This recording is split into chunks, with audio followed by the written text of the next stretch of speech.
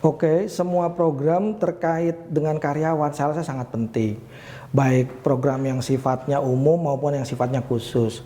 Nah, kesejahteraan karyawan adalah salah satu strategi besar sebenarnya bagaimana bisa merekrut, meretain, dan bagaimana kita mendevelop perilaku di organisasi. Saya rasa itu kunci pentingnya dari program kesejahteraan karyawan. Jadi program kesejahteraan itu sifatnya bukan sesuatu yang diberikan secara cuma-cuma, tapi ada tujuan, ada filosofi, ada strategi di belakangnya. Setiap company punya hal, tujuan, dan strategi yang berbeda-beda dalam pemberiannya. Saya kira seperti itu.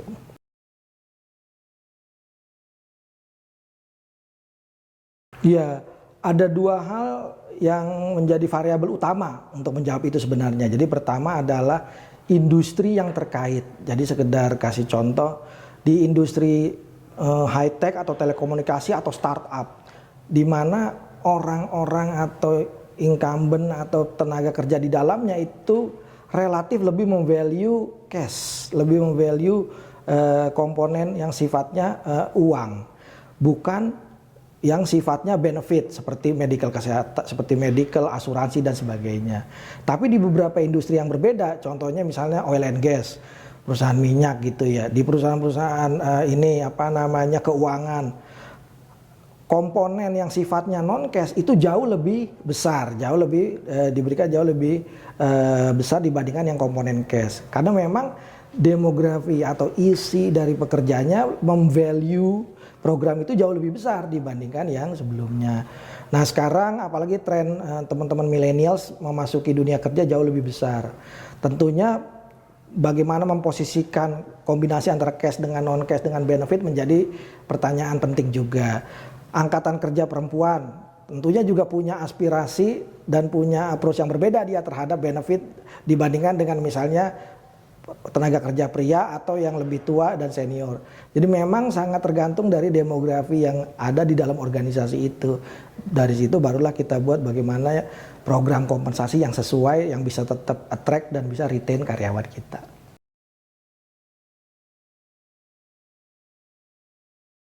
Iya, jadi di company kami di mana di otomotif industri ya. Jadi tentunya dari kantor pusat dan dari regional kita punya guidance dan arahannya sendiri gitu kan ya. Namun saat ini kami sedang melakukan transformasi.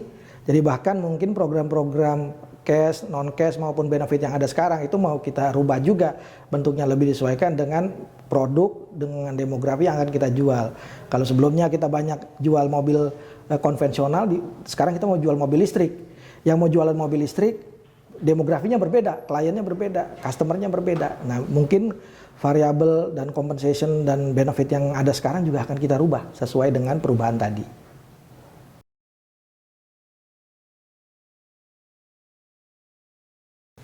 Pasti, jadi teknologi saya rasa saya akan sederhanakan kalau istilah itu. Sekarang semua orang hidupnya di handphone, gitu kan ya. Jadi bagaimana kita membangun program kesejahteraan, program medical, program kesehatan yang bisa diakses oleh karyawan kita lewat handphone mereka gitu ya. Dan itu tantangan tapi juga sekaligus praktek yang harus kita jalankan saat ini sebenarnya.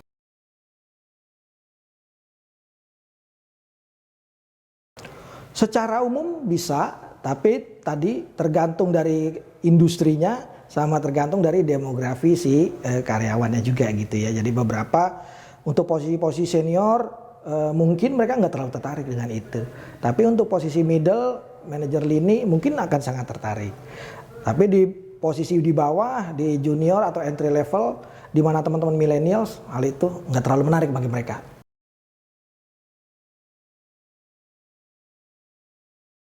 Sangat. Jadi eh, seperti diskusi tadi di awal bahwa itu bagian dari strategi sama filosofi dan misi perusahaan gitu ya. Bagaimana karena secara umum karyawan yang sehat pasti good business, pasti bisnis bagus buat kita gitu ya. Pasti produktif seperti itu. Jadi sangat penting.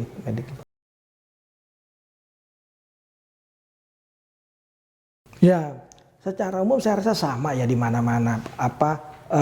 Perubahan itu yang paling penting sebenarnya di pertama bagaimana menciptakan awareness-nya gitu ya, menciptakan kesadaran pentingnya perubahan itu satu. Kedua juga yang lebih tinggi daripada itu yaitu understand, setelah ngerti gimana dia memahami gitu. Oh ternyata perubahan ini yang harus dijalankan seperti ini. Setiap level tadi di awareness harus ada program-program berkelanjutannya. Bagaimana menciptakan change agent untuk bisa terlaksana. Yang lebih tinggi tadi understand juga sama. Harus ada program-program lanjutannya dan menciptakan change agent di dalamnya. Nah yang lebih tinggi atau yang paling susah adalah yang terakhir sebenarnya bagaimana menjadi perilaku keseharian. Nah contoh-contoh perilaku, bagaimana orang-orang yang memberikan contoh menjadi model itu menjadi penting, membangun area tadi yang saya bilangnya role model, change agent untuk menjalankan perilaku-perilaku tadi di keseharian. Saya kira seperti itu.